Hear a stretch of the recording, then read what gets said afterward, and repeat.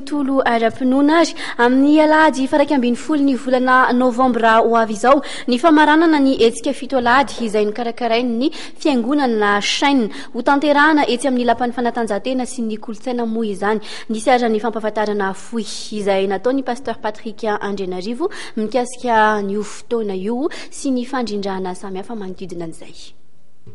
Fiangonana chaîne moa izany dia mikarakara fotoana lehibe antsoina hoe fito alahady. Izy ity dia nanomboka tamin'ny 30 septembre teo ary farana amin'ny alahady izao 11 novembre. Lohahevitra tamin'io dia hoe ny finoana sy ny supernaturel. Amin'ny alahady izao indray Indian Palais des Sports no amarana anazy dia mifamatotra amin'izay lohahevitra resaka supernaturel izay ihany fa ny lohahevitra ao anatin'izay dia hoe hahafapo-anao Andriamanitra amin'ny fomba supernaturel, izany hoe ameanao fahafapo Andriamanitra fa amin'ny fomba supernaturel no isan'Andriamanitra amin'ny fiainantsika tsirairay avy.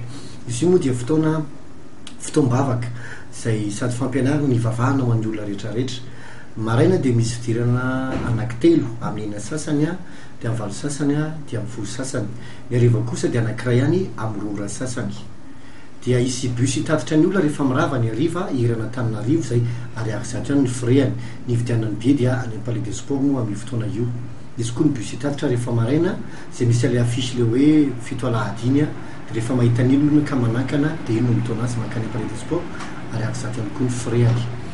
Tia nasantsika rehetrarehetra ho avy amin'izay satria tao anatin'izay enina alahady izay dia be da be ny zavatra surnaturel nitranga tamin'ny fiainan'ny olona.